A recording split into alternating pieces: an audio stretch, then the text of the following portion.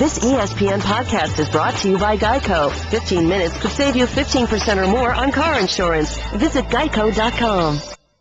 This is the best of the Paul Finebaum podcast. A lot of stories making the rounds concerning Knoxville, Tennessee. No better person to go to than John Adams with the Knoxville News Sentinel. John, thanks. It was good to see you a couple of weeks ago or months ago now, and it seems like Tennessee basketball just can't stay out of the news. We thought we'd all moved past the Bruce Pearl era, but Donnie Tyndall right now. I'm not sure. I want to say he's on the hot seat, but what is the situation there right now with the basketball coach? Well, I tell you what, Paul, he might be the SEC Coach of the Year, and he might lose his job. So there's kind of a wide range there of how things may play out. Well, I mean, we've talked about the story, and certainly there isn't a lot of news. But what do you think, as someone who's covered college sports for a very long time, what do you think is the most salient point of this whole controversy? Is it whether Tyndall told the truth to Tennessee, or is there something else that could possibly come out? And I'm talking about during the interview process.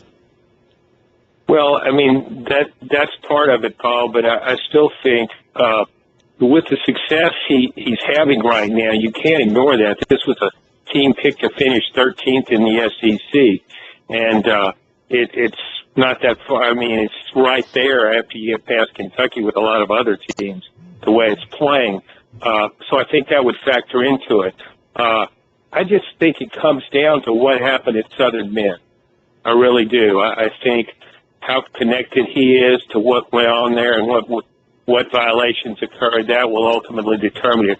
I think if the NCAA decides to levy a difficult, harsh penalty against him, as it did to Bruce Pearl a few years ago, then I think Tennessee might not have any choice but to let him go if he's got a 3-year show cause or something, because he also came under the NCAA lens when he was a head coach at Morehead State. So he's had two head coaching jobs, and in each case there were NCAA issues.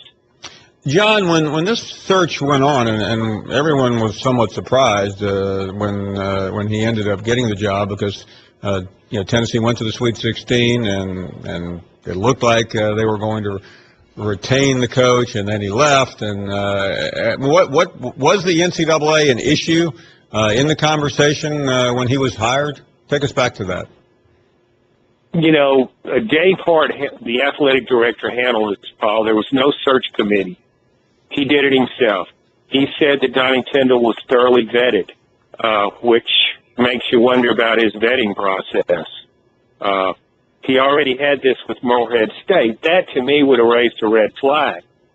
Since you just went through this not that long ago with Bruce Pearl, and what's going on at Southern Miss isn't comparable to what happened that cost Bruce Pearl, ultimately cost him his job at Tennessee. So I wonder, why would you take that risk? Now, there's a good chance maybe Dave Hart had no idea about what was going to transpire at Southern Miss, and it's not the kind of thing Donnie Tyndall might have brought forth in an interview process. Oh, by the way, I want to tell you about this possible investigation at Southern Miss. I think you leave that off the table. Let's switch over to football. Certainly some news there as well with Mike Bajakian heading out. What can you tell us about that story? Well, it's kind of clear right now, Paul. In fact, I just wrote a column not that long ago about how Tennessee had such great continuity with his coaching staff. And now all of a sudden it's losing its offensive coordinator who's been with Butch Jones a long time, both at Tennessee and other stops. Could go to Tampa Bay as a quarterback's coach, that's the word, or there's a head coaching opening now in Central Michigan. He was an assistant there once. That's a possibility too, but either one apparently is in play for him. And I think it would be a significant loss at this stage of the year, and based on what he did last season. I thought he did a nice job once he got a quarterback in there in Joshua Dobbs who could do everything that this offense required. You really needed a dual threat quarterback, and once he was in there, I thought Bajakian, you could see the offense expand, and you could see more effective play calling. Yeah, I joked a minute ago. I say joke that Lane Kiffin's looking for a job. I'm sure he'd be welcome back there, wouldn't he? Well, somebody brought that up in the newsroom. For a website poll, would you like to have Lane Kiffin back as your offensive coordinator? I'm not bringing that up. I don't want anything burned in my yard. No, something tells me that wouldn't be a good idea. But and I realize as soon as before the guys even called the moving van, we're already concerned about the next person. But is there someone that comes to mind on that staff or elsewhere that people are speculating in and about right now? Well, there haven't been that much speculation because it just happened. But one thing about Butch Jones, Paul, is that Butch he's had the same guys with him, a lot of the same guys all along the way at Central Michigan, then at Cincinnati. Seems to be very loyal to his assistants, and they've been pretty loyal to him too. So I wonder about Zach Azzani, the wide receivers coach, and if he would be a candidate for that offensive coordinator's job. But Butch wants guys that he has experience with, that he's comfortable with. I mean, that's his track record. So I think that maybe Zach Azzani might be a possibility there. And with all the hype about next year, I mean, we sometimes look past Tennessee's defense, which hasn't exactly set the world or the woods on fire. But overall, you're there, John. Do you believe that this is a major turnaround year for the Vols? I know last season ended well.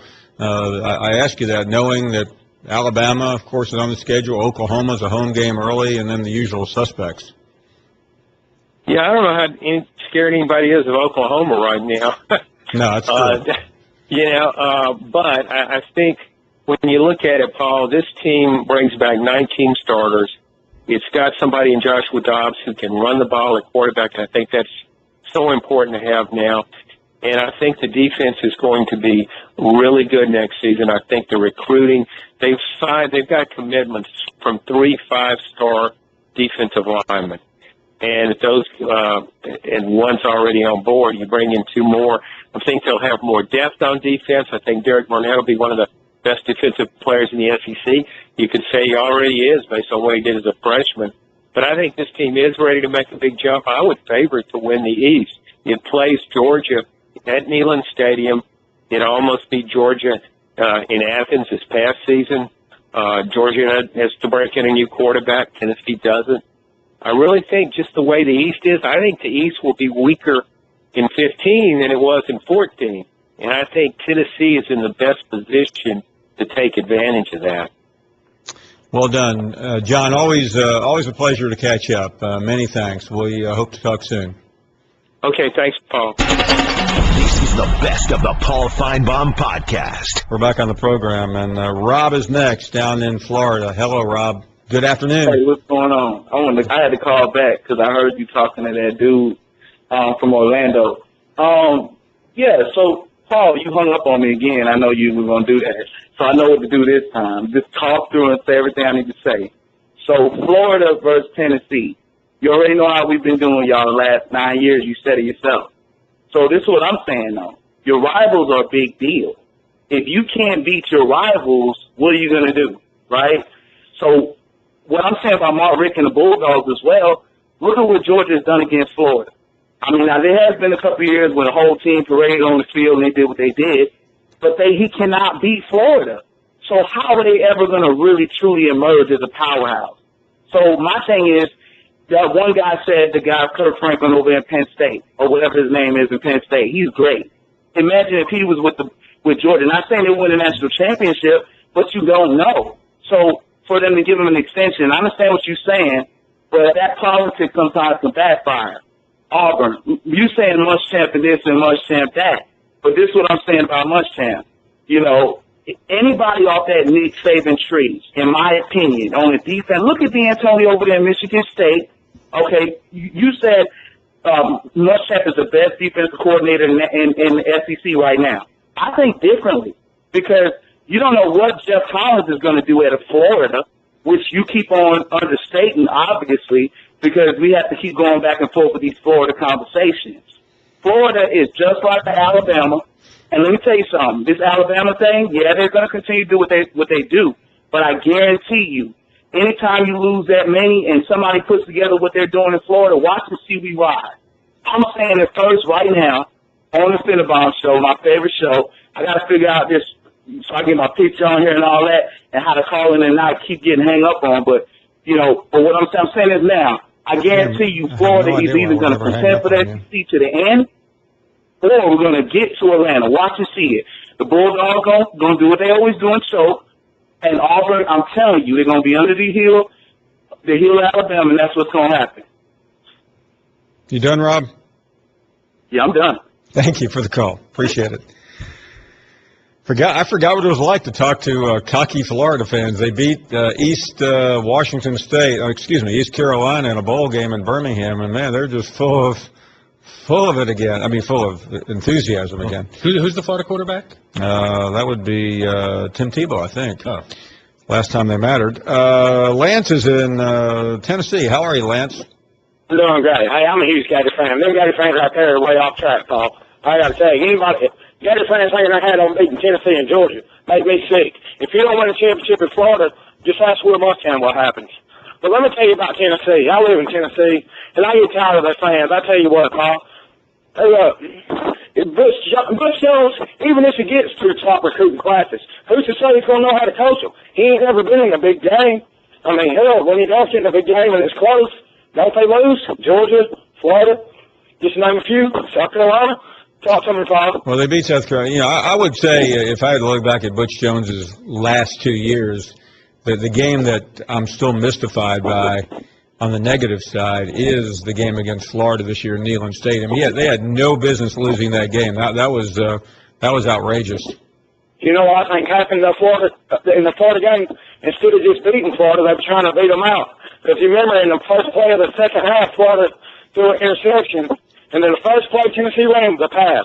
All they had to do was run it and kick a field goal. I mean, if you're 12-0 on Florida, everybody knows Florida could have scored 2 touchdowns in the game last year. I just feel like that's what it cost them, trying to run the score up instead of just winning the game. But Butch Jones ain't a big-time coach. He's like Mark Richt. If you want an average coach, that's you guys out there, Butch Jones and Mark Richt. Hey, you know what the best thing about being a Gator fan in Tennessee, Paul? What's up? There ain't no prostitution. They're all volunteers. I love you, Paul. Thank you. I forgot how much fun it was to hear Gator fans and Tennessee fans go back and forth. So what do we have here? 2 6-6 programs, is that right? Florida and Tennessee? A battle for mediocrity. I mean, it's great. That's going to be the off season on the Finebaum show. Gator fans and Florida fans. It's like 2 old women at the beauty shop hitting each other with purses. That's a spectacle in itself. Yeah, I think I'm right about it. I mean, Tennessee was 6-6 regular season. Florida was 6-6. That's the new rivalry in the SEC. Tennessee's lost 9 in a row, and they're talking smack against the Gators. Hey, when you win the Birmingham Bowl and you win the Tax Slayer Bowl, yeah, you're good. Watch out. Yeah, your opponents were East Carolina. It has one of the biggest chokes I think I've ever seen in college football this year, wasn't it? Yeah, had a heck of a start to the season. Should have beat South Carolina. And Iowa. Hey, Rodney, good afternoon. Hey, Paul. I guess the Patriots are taking lessons from NASCAR. If you're not cheating, you ain't trying. Yeah, I think that's why they had Jeff Gordon announce his retirement today, try to take the heat off of Bill. I mean, count me among the minority, but I'm just not I'm not buying into this cheating story. I realize just because you've cheated in the past would make you a likely candidate, perhaps, to be dishonest in the future. But did anyone see that game? I think the best line I heard is that you could have used a beach ball and the result would have been the same. It didn't make a bit of difference. Yeah, well, you never do know. But anyway, NFL's already got a black eye as it is. Well, of course the NFL is a black eye. The problem this week for the NFL is that there's no games. So it's one story just keeps it. I have no idea who's perpetuating the story, but I'd like someone to convince me how it made a difference in this game. I understand how it makes a difference. I mean, I've talked to enough people and heard enough experts on. Anyway, Speaking of hot air, we've heard plenty of it this afternoon from Gator fans and Tennessee fans. Don't go anywhere. More to come. This is the best of the Paul Finebaum podcast. Welcome back. Second hour of the show. First one dominated by the Gators and the Vols. A lot of news coming out of Knoxville today and Arkansas as well. We'll get into that a little bit later on. We're continuing with your phone calls at 855-242-7285. Joe Tessitore will join us later in the show from Fayetteville, where he's doing the Arkansas game tonight against Alabama. Let's continue with more calls. Ryan, Shreveport, Louisiana is next up. What do you say, Ryan? You there, Ryan? No, Ryan. How about Josh in Little Rock, Arkansas? Hey, Josh. Hey, Paul. I had a couple questions for you. What I was wondering is what you thought on the new offensive coordinator hiring. Also, I was wondering if you thought potentially that could lure back KJ Hill, who was like the number one wide receiver out of Arkansas, who decommitted, and he hadn't really recommitted yet. But I was wondering if you thought possibly that could bring him back. And also, I wanted to find out what you thought about the game tonight and go Hogs. Yeah, we're talking about Dan Enos leaving Central Michigan to head to Arkansas. I can't speak with any authority on the recruit. As far as, but I do think it's a good hire. As far as the game tonight, having watching Arkansas and Alabama, they're both teams that can look really good. I definitely like Arkansas in that game. Alabama's record on the road is really bad. I know they won at Tennessee about 2 weeks ago, but they haven't won anywhere else in a long time. Tammy is up next. How are you, Tammy? Hey, Paul. I'm doing good. How are you? Okay. Great. You know what? We finally agree again. Once in a blue moon, me and you agree. I'm not buying this NFL cheating. And our NFL people out there, they need to get a real life. The NFL, I don't know who committees over the NFL, but they need to get a real life. If they didn't watch that game and think that they was cheating in that Patriots game, I don't like the Patriots. I can't stand Brady because it's Jay Barker's love crush. But I'm telling you right now, there is no way in this world that there's Patriots cheating. I mean, like you said, a baseball could have been called. In that game, they was catching them. I mean, it was just snap, snap, snap. And there was no way. And I can't stand the Patriots because I'm a Green Bay Packer fan and a Carolina fan because of Cam. So I'm not all for this bull malarkey on the Patriots. But the NFL needs to get a real life, and they need to get some real rules and goals and regulations out there. That's the most ridiculous thing I've ever heard of. NFL. Good gracious alive. Y'all about as bad as the darn Baums over there. Yeah, I mean, Tammy, you're right. I mean, you hate to get in the way when someone's pummeling Bill Belichick, but this is not fair. There's no evidence, there's no smoking gun, there's no substantiation, and it's just a runaway train and a feeding frenzy, and I suspect it will stop eventually, but it does taint him, and assuming he wins the Super Bowl, this will be part of the conversation, and I don't think it should be. You know what? On the news the other night, Paul, even the Patriots fans now, the Patriots supposed to be true Patriot NFL. You know how crazy they get and all decked out and dressed up as they do when they're out in the stands. Do you know that some of them were saying that they don't even want their team because it's already tainted? They don't want their team in there as well as their team played, and you're going to say you don't even want your team, you don't want to have nothing to do with your team because it's already tainted? Really? Are you kidding me? You know, Tammy, there's only one. I think maybe they just have a lot of integrity. I think there's another fan base who I think if they felt like their team had done something wrong, they wouldn't want them to play for the championship either. And you know who that is? Don't even go there, Paul Finebaum. Alabama. They would say. Don't even go there, Paul. They cheat. They really do cheat. And I want to talk about something else I heard. You know, you talk about that coach and him being tainted because of what happened, and him having to pay that $750,000 and all that for stealing a play from the Vikings. How in the world can you steal a play? Who's to really say that he even stole that? And the NFL just made that decision. I don't think you can. How can you steal a play? Tell me that. I don't understand. How do you know that? You can steal signals. You can still see the ball, but there's so many different fields. How do you really know, Paul? Really, truly. I think that's what happened, Tammy. You know what? You know what, Tammy? I think that's what happened in the Alabama-Ohio State game. I think Ohio State was feeling out. Oh, my God, Paul, you know good and darn well that was not what happened in Alabama and Ohio State. Ohio State whooped Alabama up and down that field, and you know, Alabama, even if Alabama tried to cheat, they couldn't beat Ohio State. Hey, Tammy, answer this for me. Answer this for me. We haven't. The night, hold on. The night of January, I mean, I'm not trying to get personal here, but in your life, in terms of feeling ecstasy, how great was that feeling when Alabama lost to Ohio State versus something else in your life? The max. You know what the max is? The max, where you scream, holler, the whole works, Finebaum, the whole works. It was so wonderful. The max, or, okay, War Eagle. Okay, glad you got that. I apologize for that. Couldn't resist. Let's check in with Greg, who's in Jackson, Tennessee. Hey, Greg. Good afternoon. Hey, Paul. Thanks for taking my call, man. Thank you. How to follow that up? Anyways, I think I've been listening for the past 30 minutes, and hearing the Tennessee-Florida banter back and forth. That's one of the things I love about the SEC, man. I mean, you got two mediocre 6-16 fan bases just duking it out already. So definitely ready for the season to get started. However, I will say this. You just had somebody call in from Florida. I forget his name. It may have been Rod. And he was talking about Florida going to Atlanta. I can guarantee you that Tennessee is going to Atlanta before Florida in the near future. If you just look at recruiting rankings, for example.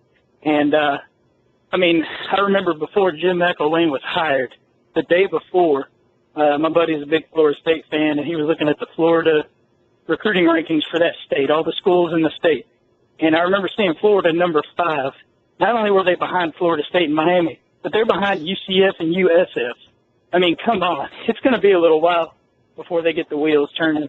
Yeah, and by the way, I think most people agree that McElwain was a really nice hire. He's got a veteran coordinator in Nussmeier and in Collins, but still, that program's not ready to make turn the corner yet. They will be, but they are not there yet. And Tennessee's close to being there.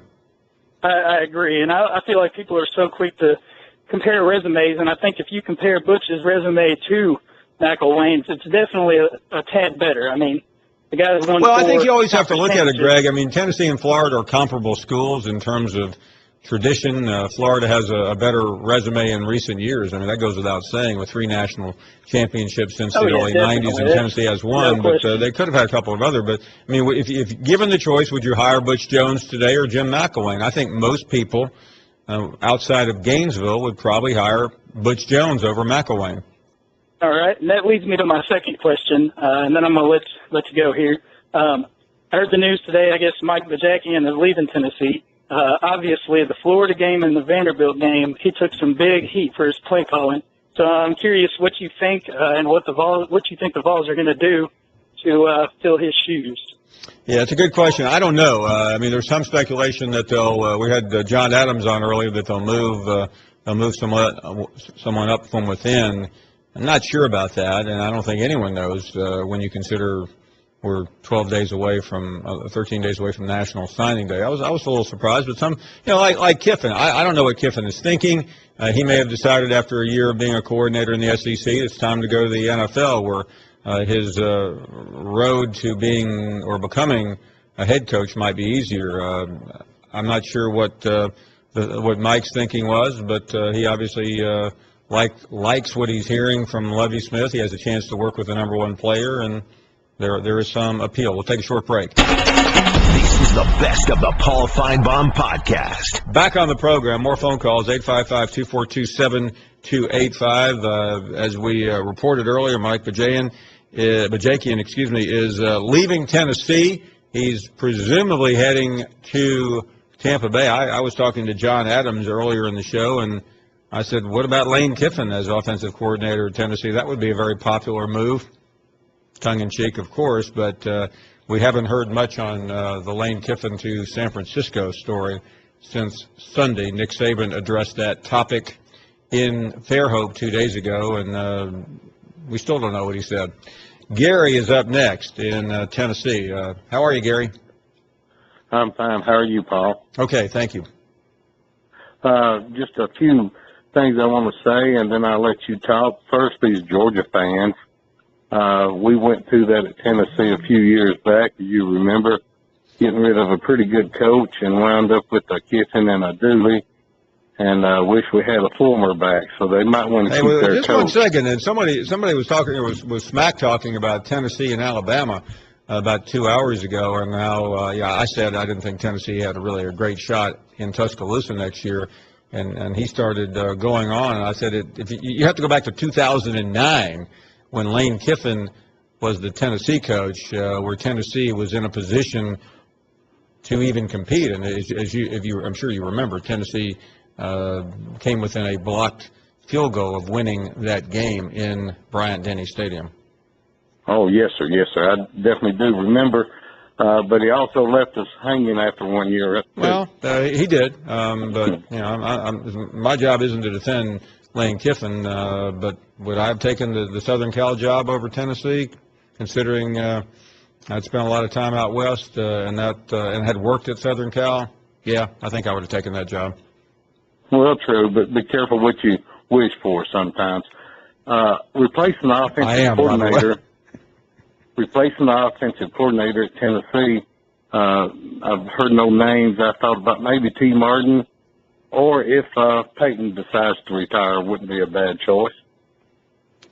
Yeah, I just don't know. T. Martin certainly has done well. There's no doubt. He really has. And I don't know what Butch is thinking. At this late date, he may not be thinking too much in terms of going outside. But Peyton Manning, to me, unless he just really wanted to do it, I don't see that being a destination point, although I do think he'll be involved in football. Yesterday, we had a fascinating conversation between Marcus Spears and Charles from Reeltown. Marcus, unfortunately, put a really serious beat down on Charles. Oh, and he did not. He did not. Hey, Charles. How do you say that? What? Hey, by the way, have you seen the tail of the tape that we've been running on the show today? No, I haven't. Do you have your TV on right now? I sure do. Okay, well, this is, there'll be about a 7 or 8 second delay, but we are already hyping the famed Charles versus Marcus Spears battle. We haven't found the venue yet, haven't found the date, but we do want to look at, for those who haven't seen it, Charles from Reeltown, Marcus from Baton Rouge. Charles is 5'8", Marcus 6'4". 5'9". What do you weigh, Charles? I weigh about 205, 5'9", 205. We have you down for 150. Oh, that's his fighting weight. Buddy. He's got to get out in the pasture. He's got Marcus. We have Marcus. We need to get back and change. Marcus is. I think Marcus is in the 340 range. That's his downfall right there. Your style is country boy. Marcus is a bull rush. So this is a UFC fight, by the way, because we've got a couple different styles happening. We're going to put him in the octagon. Do you know anything about UFC? I don't care anything about it. Well, what would your preference be in terms of the fight rules? Well, box. I want to box. No, we're not. Boxing's not exciting, is it? Yeah, when I'm fighting, it is. I'm gonna knock somebody out. No, I'm not sure I'm going for boxing. Whatever. I want to have that passion. That's the problem. I want to train a little bit today. I want to have that passion. I knock 2 bulls, slam out. Yeah, no. In a boxing, boxing has rules. You have to stay right there. I'd rather have a fight. Stay in the rules. It don't matter. No, Charles. My idea of the better fight is that you two guys there are no rules, and so after he brushes up against you in the introduction, you start running like a wild animal. I ain't gonna run. I tell you that. I got what it takes. Hey, by the way, would you mind, Charles, if we had an undercard? No, I wouldn't. We don't have under. I'm thinking about Jim from Tuscaloosa and Andy from Ohio. Yeah, we are calling for the rematch. Oh, boy, you talk about something won't be nothing. Ain't neither one of them. They wouldn't even know what to do if they got in there. They wouldn't the problem with getting hug each other's necks, start loving on each other. One thing about what we do, Charles, if we'd like to get some betting going. The problem is that everyone would, if Andy fought Jim, people would be betting against both of them. I know it. You're right. I agree with you, Charles. Nothing in the ring. You Ain't couldn't get neither one of anybody. them worth a flip at nothing. I've been looking for a punching partner, somebody to help me get in shape. What do you call them? What boxers have? Maybe a sparring partner there, Charles. Sparring partner. I was talking about old Straight Jacket Jim in Tuscaloosa, but that's all he would be good for, the punching bag. He ain't good for nothing else. Sure ain't. Hey, Charles, if you want, you could use him as a tune-up fight, maybe in April or something. It wouldn't be much of a fight, though, Paul. One lick, and that'd be over with. Well, I need a little competition. When Joe Louis was the heavyweight champion, he would fight somebody every month. They would call it the Bum of the Month Club. Well, that's what you need to do. You need to. Charles, I've seen you. I haven't seen you in a couple of months, but you ain't seen me in action, though. Well, no, I have seen you. Last time I saw you, Charles, it looked to me like you were getting a little bit of a spare tire. Oh, well, that's all going to be gone. Okay. I don't want Marcus to just kind of give you a love tap in your gut and have you go out on us. Well, like Marcus got a little spare tire to me. Well, I'm not sure I'm in a position to comment on that. Marcus bumped into me once and about knocked me out. So that's the difference between me and you. You scared of him, and I ain't. I got what all great coaches have, Paul. I got that something inside me. You're born with it, and I was born with it. I got that edge. It's a killer edge. Come on, Charles. Don't get carried away, okay? No, it's the truth. I'm born with everything I do. I do great. I'm a great caller. Anything I do, I'm great at it. That's why I'm going to take Marcus Spear. He ain't got that edge, Paul. He ain't got it. And when Charles, the guy picked up the guy won a national. He ain't never seen before. He ain't gonna know. He's always been a big bully. Well, this little man here is gonna take care of that big bully. I'm gonna knock him out like I'm knocking bulls out there in the pasture house. You hear me, Marcus Spear? I call you the little swagoo. Okay. Little swag. That's all you are, Marcus Spear. You better get ready. You don't want no part of Charles from real thing. Paul Finebaum don't want none of it. Nobody else wants any of me. What? Charles, come on. I know you, okay? This one thing for you to talk trash. By the way, how'd your team do in that bowl game? I haven't seen a paper since January 1st. I'm the greatest there is. I'm the greatest there is. I float like a bird. I sting like a bee. I float. I do the shuffle. Charles, go back to your ring. I'll show you. Go back to the cow pasture. I'll tell you what, he's a promoter's dream. Yeah, he's good. With that type of talk, we're going to get big-time ratings for this fight. You kidding? Yeah, we definitely. Teddy is in Dothan, Alabama on a Thursday afternoon. Hey, Teddy. Hey, Teddy Ballgame, Paul Finebaum. How are you doing today? We're doing great, thanks. Good. Hey, I got a couple takes. This whole Brady gate, deflate gate. Let's talk about baseball. How many times has it been juicing baseballs, scuffing baseballs? Who cares? The face-sick Colts fans, they didn't show up. They have no idea. You get 7 points on the scoreboard, and you cry that you lost. I think everybody caught more balls than Indianapolis did, and if nobody could tell that the balls were deflated, that's Indianapolis' fault. Hard to disagree. I think it's one of the most overhyped stories I've ever seen, but it's a dead week. No football. No, there's no football this week for the first time since July. Yeah. And another thing, you got Ashton from the Methadone Clinic in Florida, who's, I guess, having delusions of, he just needs to get real that Tebow's not coming back.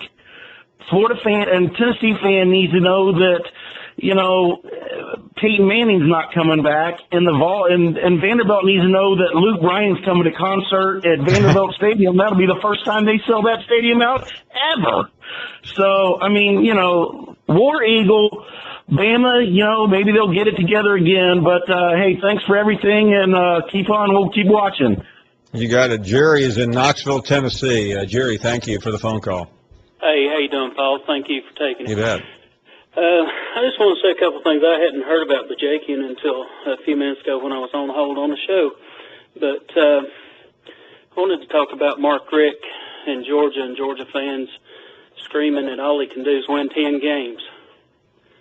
There's a whole lot of us Tennessee fans when Philip Fulmer was let go. used to be screaming, hey, all we can do is win 10 games, go to the Orange Bowl, and we can't win a national championship until 98. And then after that, it was all we can do is win 10 games. All we can do is win 11 games. We need somebody that can go undefeated. And look what happened to Tennessee football until Butch Jones. Well, I mean, I've heard that before, but we act like Philip Fulmer won a national championship his last year, and the truth of the matter is that program was, in my mind, in a deep decline. And if you look at Tennessee's record, he went 5-6 in 2005, 9-4, 10-4, 5-7. I mean, that program was done. I think Tennessee made the right decision, and frankly, I've said this before, Lane Kiffin had that program turned, and then he left, and it hasn't been the same since. This is the best of the Paul Finebaum podcast. A lot of conversation about offensive coordinators tonight, one leaving a head coaching job to head to Arkansas, where that program is on fire. Another one leaving a program on fire to go to a dumpster fire, and that's the Tampa Bay Bucks. So why did Mike Bajakian leave? I don't know. Just glad he's gone, so I don't have to pronounce his name anymore. 855-242-7285 is the number, and we'll talk to Joe Tessitore in a couple of minutes. Right now, we talk to our correspondent in Shelby County, Alabama. For those of you who don't know where that is, it is just south of Birmingham. It's also my former residence. Larry is up next. How are you? Woo! Hey, what's cricket got to do with it? I have no idea. Man. That NFL guy, he's laying it out. Paul, talking to you is like walking through a minefield, dude. You don't know when you're going to step on one, and he stepped on it. What's cricket got to do with it? But that Dana girl, man, let me tell you, I'd marry her over the phone, dude. She give me goosebumps. I'm talking about. Larry, when was the last time you had a date where you didn't meet someone over the phone or over the internet? Oh, come on, now. You embarrassing me. Look, man. Hey, you hurt me. Oh, you don't do that. There's the man went off. Hey, let me ask you a question, Larry. You heard Charles earlier. Can you help Charles? I didn't hear it. Oh, Charles, Charles is going to fight Marcus Spears. What? Well, anyway, just go back and I'm sure you go to our podcast every night, don't you?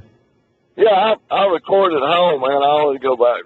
Okay, well, go back to the last night show and catch up. And last night. Yeah. Oh, you're talking about fighting. Yeah, I remember. It's crazy. Yeah, you misunderstood. I said fight. I meant fight. A fight. Yeah. Ass whipping. Yeah. Hey, is there a difference between a fight and a fight? Listen, country boy ass whipping, Charles don't know the meaning. If I give you one, I will give you a ride home. I get through whooping that ass. Yeah, I think that is very. I think if you go back to the Marcus of Queensberry rules, I think that's part of the deal. We're all gentlemen here. Brother. Listen, hey, when I knock that head, you won't brush your hair for 2 weeks. Hey, listen, Paul Finebaum, Georgia fan, my God, hey, we done knocked the slobber out of that Bulldog. I was afraid they was going to hire Gene Chiswick, Paul. That scared me. But Georgia fan, look, we told that Bulldog, go lay down, get that doghouse. And look, I'm so proud that they hired Mark Riss another 2 years. So we got nothing to worry about in Georgia. And now, and this guy, Jason, the little Darryl on Adderall, he ain't even called, has he, Finebaum? No, he was one and done. Just shut your mouth, Jack, and get in the corner and get in that doghouse and shut up. You know the feeling of one and done, don't you, Larry? Oh, man, come on, Finebaum. There's another man I stepped on. Boom. You know it, man. I tell you, you're the master of that, Oh, yeah. No. Yeah, they didn't hire me. They didn't hire me for my looks. I can assure you, Larry. Listen, you may be skinny and big-headed, Jack, but you can throw them knockout punches, baby. Yes, sir. Yes, sir. Roll Tide, sir. Roll Tide, Take Larry. care.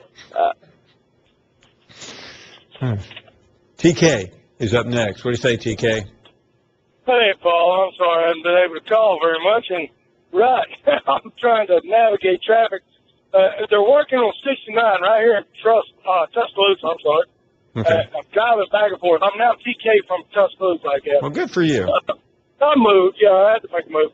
But back to Mark Richt and Les Miles. I guess they'll probably come under fire at some time. But, Paul, you remember back, Vince Dooley was a very good coach, right?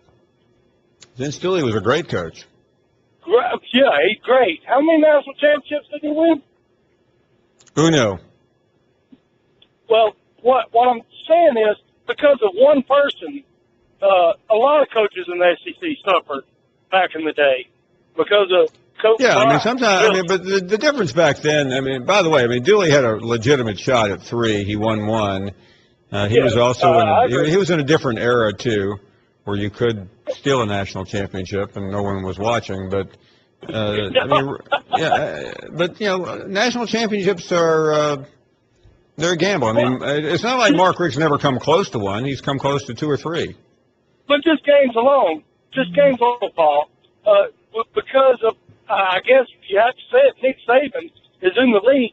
He's going to make a lot of people look worse or make a lot of fan bases,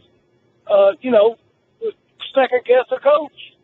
He's going to do that because they're going to have a hard time beating him. I'm just, because he is that good, I suppose. I'm an Alabama fan, and I'm glad we have him, but to say that, I don't really, I'm not ready to compare him to Coach Bryant yet. I mean, I can compare him, but I'm not really ready to put him there yet. But he's going to make a lot of coaches good. Great listen, coaches. No, you're right, TK. You're absolutely. Let me update a couple of stories here. We have been following. We've been following the Bajakian story all day long. It is now official. Tennessee has issued a statement saying that he is gone. He has signed a deal to go to Tampa Bay. By the way, some people are wondering why. Why would he leave the University of Tennessee while things were going so well?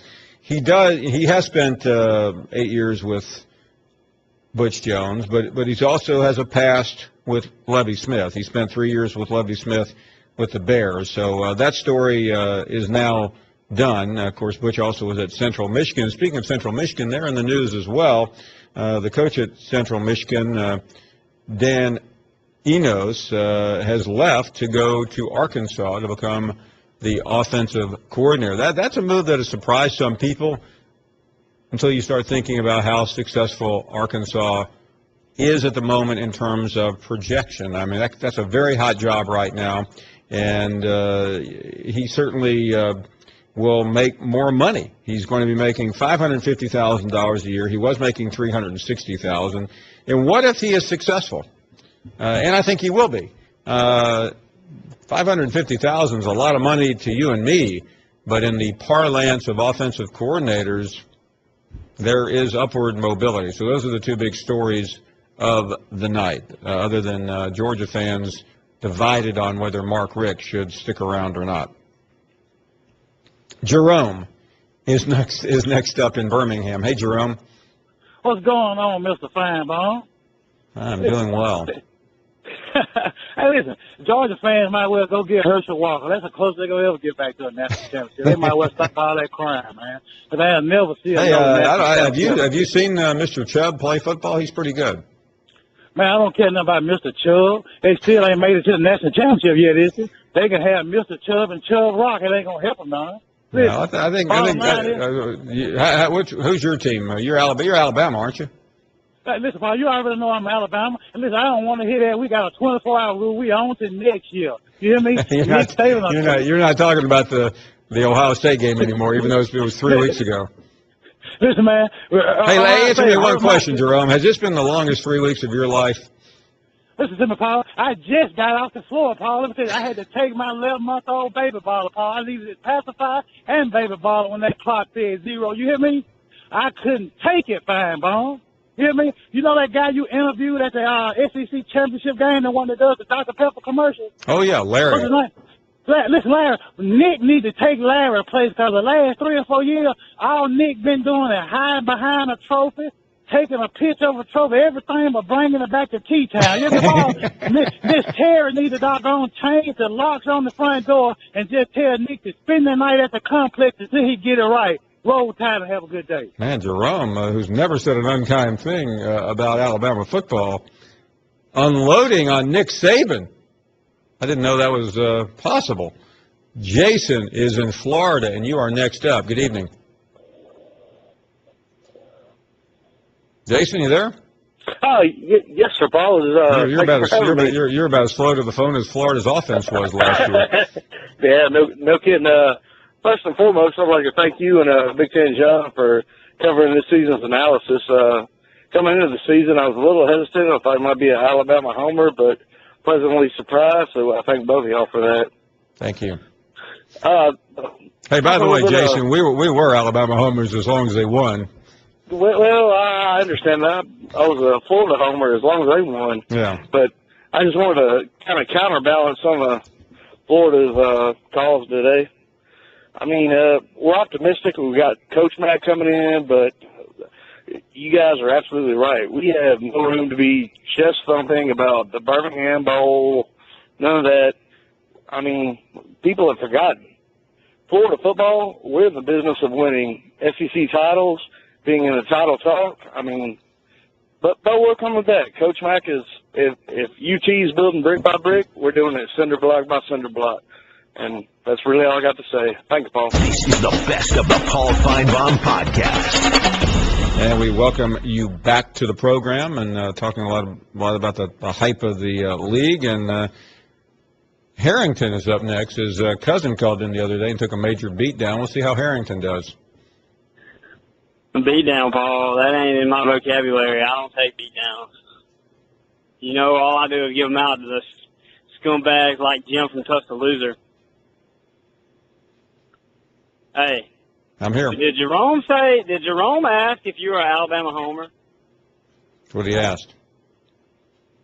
I mean, does he listen to the show on a daily basis? I don't know. Does he not know that you carry Nick Saban's gym bag to work out every morning? You hand him the towel and the water bottle when he's running on the elliptical. Does he not listen to this show? I mean, homer is not the word, Paul. If you could live in Nick Saban's backyard and pitch a tent, you would. How do you know I haven't? Well, that's what I'm saying. I don't know. You probably asked Nick what he thought of the book a few chapters in to make sure he approved. I mean, everything that you talk about on the show is Nick Saban this, Nick Saban that. But you know what, Paul? In a couple of years, I mean, give the man a little bit of time, but in a couple of years, you're going to be wanting to write books on Gus Malzahn because he is the future of the SEC. He's recruiting. No, I mean, how many times Harrington, I hate to do. We actually have to go to an interview, but he is coming off of an 8-5 season too, is he not? Yeah, Paul. But I mean, did Nick Saban not have any 8-5 seasons early on in his career? You tell Joe. It's been a while since Nick Saban had it. I think he's won 3 national championships since his last 8-5 season. Okay, I think we're ready to change gears here and welcome in Joe Tessitore to the program. He is in Fayetteville, Arkansas. Joe, I know you've missed that kind of conversation for a while. Welcome. Paul, I thought I escaped. I thought I had about 30 days of peace to myself. And then just listening in for 5 minutes, waiting to speak to you. They pulled me back in, Paul. It's good to be with you. Good. It's great to see you again, and you're in Fayetteville. And before we get to why you're in Fayetteville, maybe helping the new offensive coordinator get accustomed. What's going on there? That is certainly a big story that we're looking for answers for. No, I think it's a good hire. I also think that there wasn't much concern with the transition. I think when you think about Brett Bielema and having an identity on offense, this is not the same as Gary Patterson going out last year and saying, hey, I'm going in a completely different direction in finding an offensive coordinator that takes me to the next level. What Brett Bielema wants to do is stay with what he is. And in getting Enos, he's getting a guy who understands how to run the ball, how to develop quarterbacks, and how to, take an offense and manage it well with head coaching experience. It's a very good hire. Yeah, I would agree with you, Joe, but what's your best guess, or maybe you've been told, you've been there all day, why Ennis left a head coaching job, a pretty good head coaching job, to take this one in the SEC? Well, he's making more money, Paul, first and foremost. And I think it's been proven that what you do in this league can define your college football career to being launching pad to bigger and better things, and potentially even head coaching jobs within the league. It's happened before in recent years of going from the group of 5 to, a head coach to a coordinating position in a Power 5. When you're talking about the SEC, anything goes. And when you start thinking about the salaries of coordinators, now his salary is not what some other coordinators are pulling in that we rave about and say, man, you have no pressure, you don't have the media obligations, and you're making $1.5 million. But it is a jump up, it is a bump up, and it could lead to bigger things. And, we saw someone today, obviously Mike Bajakian, leave the University of Tennessee. He's now going back to work with Lovie Smith. Talk a little bit about that, where and what Tennessee must be thinking tonight. Mike's a guy that I spend a lot of time with when I broadcast Tennessee games. He's an extremely cerebral football guy. This is a guy that went to a private school, grew up in North Jersey, went to Williams College in Western Massachusetts, one of the little Ivies, was an undersized quarterback, but a cerebral football mind. Came up with Butch Jones, had a lot of success, rode that wave. I didn't see this one coming. I do think it is a significant loss, but I think understanding the personnel that they have, what they've been able to accomplish, especially at the end of the season in the bowl game, and understanding Butch's prior success, especially on the offensive side of the ball, I don't think they're going to be in a lot of trouble. If I missed something in the last hour, I apologize. Was there any word out of Tennessee, or was there any announcement or anything? Yeah, they just confirmed moments ago that he is going to Tampa Bay. So that surprises me. And, personally, I think Zach Azzani, who's the wide receiver coach internally, would be a candidate to become the play caller there. I'm sure there are going to be a lot of people that want that job. I think Tennessee next year and the year after is going to be a team that's very capable of playing for the SEC championship. But he's a heck of a football coach, Mike Bajakian. He's a very, very good football coach. There's another good football coach in Tuscaloosa, Lane Kiffin. He has been linked to the job in San Francisco. He's still in Alabama. He's actually, I'm told, just arriving in Montgomery, Alabama for a high school coaches convention. So he's still working for the University of Alabama. What do you know, and what do you think will happen over these next couple of days with Lane Kiffin? I don't know specifically with the job that he's been attached to, but I do know this. Lane Kiffin wants to be a head coach again. And I think Lane Kiffin is going to take the avenue that gets him to being a head coach the fastest. I think coming off of the year he put himself in great position to arrive at that point, perhaps faster than people thought if you look back only, 18 months ago. I can only imagine how much chatter there's been of Lance Thompson, though, on your radio show, and Kevin Steele and other things that have happened with the attrition on that staff. The Lane Kiffin thing could be very interesting. I don't know that the quote that Saban put out when he visited the Senior Bowl does much to assure Alabama fans otherwise. But I just think when you look at the last 3 weeks, Paul, and all the coordinator changes and the assistant movement, even though we didn't have one of these big years in the SEC when it came to the head coach turnover, this may be more significant with the pieces that were shuffled around and how they moved, and especially when it comes to recruiting, than if we did have head coaching changes. Because with head coaching changes, it takes about a 2-year cycle for those teams then to get up and be active. But with some of these coordinator changes, there's an instant impact in both what happens on the field and what is determined in 8 days from now on signing day. As we close, I realize you That's spent... it? We're going to close? That's it? You've had enough of this? Not quite, but you spent, seemed like about 4 weeks in Dallas getting ready for the national championship game. But you left there immediately. You did an SEC game last week. I believe it was in Florida. You're in Arkansas tonight. Not a lot of data, but you've seen a few games, and I know you've prepped for both. Where is the SEC right now, and what do you expect tonight? Because Alabama has not won many games on the road. I think they beat Tennessee, and that's about it in recent years. Exactly. So they've struggled there. Now they come to a tough spot Bud Walton Arena, where Arkansas, is coming off of a home loss, but that's a rarity here. And the numbers offensively and the style of play for Arkansas and what they're able to do at home. So it's a must-win for both teams here. I invite you to watch the open of our broadcast tonight on ESPN2 at 7 Eastern, because Sean Farnham is going to tackle that question of how do we look at the SEC right now. And there will be a Tom Brady, Bill Belichick physical reference in framing the SEC basketball from Sean Farnham. So that's my answer there. I think you got Kentucky, obviously, with every expectation being delivered upon, and then other teams who haven't lived up to expectations, and because of that, you have this big blob from about Team 2 to Team 9 that's more competitive than it was a year ago, but that parity doesn't help spin the narrative nationally. The perception nationally worsens because of that middle competitive parity tier that exists right now. Great stuff. Joe Tessitore, I'd love to ask you about Brady and Belichick, because you are a New Englander, of course. But I think there's been enough coverage of that today, wouldn't you? I think so, Paul. I missed you, Finebaum. I really do. You should have been in Dallas with us. I really missed you that week. Yeah, I missed you too. But I was sent to my basement and told not to come out until the Big Ten won. Joe, great to be with you again, and we'll be watching tonight on ESPN2. Okay, we'll talk soon. Be well. You bet. Good stuff. Thank you for listening to the best of the Paul Finebaum podcast. Tune into the Paul Finebaum Show every day from 3 to 7 Eastern on the SEC Network or on the ESPN Radio app. Geico presents Strange Savings Stories. Astronomers detected an interstellar transmission. It stated, Geico, 15 minutes could save you 15% or more. The implications were staggering. Was the cosmos telling us we could all save hundreds on car insurance with Geico? Or did their radar merely pick up a signal from the nearby Rufus and Clyde's morning show? We may never know.